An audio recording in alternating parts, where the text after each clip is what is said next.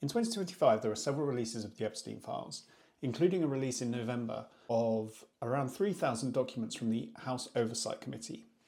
Here, I'm going to show you how GRAPHT can utilize unstructured data by reading that data using its large language model and extracting the meaningful information from the documents. The last thing I want to do is focus on people. We have to be careful with people because it could be just someone that's mentioned within the data. So what I'm going to do is I'm just going to bring all my people onto the visualization. And I'm going to use a little trick within GRAPHT called connect networks. Now what that will do is it will try and find a path between every single person that's in this network and see if there is a direct connection, which there probably won't be, or if there is an indirect connection, probably through a document. This kind of functionality does exist in other tools, but certainly not at this sort of scale. I mean, we're talking 26,000 things, nearly 27,000 things that we're going to find indirect paths between in our data. So I'm just going to hit that. It does it instantly. I'm just going to do some layouts. So I'm going to run our layouts, and then I'm going to, once it's finished, let it tile that, and we get a little bit of a ball here.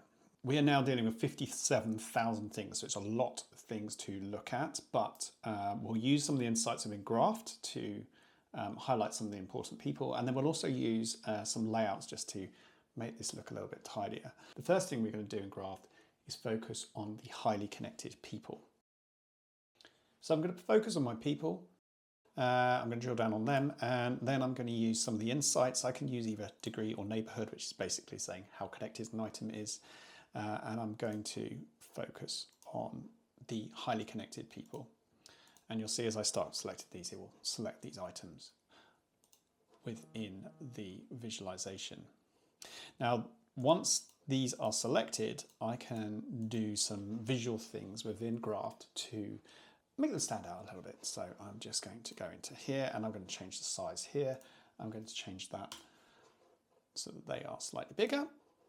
I'm also going to make them flash. So there they are, flashing in the center of our visualization. I'm then going to use this 2D plus layout. And what that will do is it will flatten the plane, so it's 2D, and it will really push our items to different sides of the visualization. It will then make it 3D. So what we will get is this much more blown out visual. So we now see a network. We now see the most connected people, and we now see the items that are around them.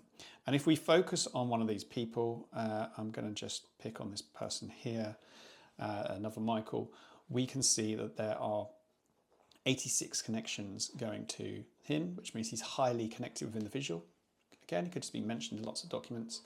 And if we expand out, drill down, we can see the documents that they were mentioned in. At this stage, I'm not going to go and look through any more documents, but it has given me somewhere to start my investigation. Most of GRAPHT's customers are lucky enough to have structured data sources, and GRAPHT is fantastic for identifying hidden fraud or connections within that data. If, however, your organization is involved in investigations where you get large amounts of unstructured data, GRAPHT can help you understand that. And as we've seen in this demonstration, it can do it very quickly.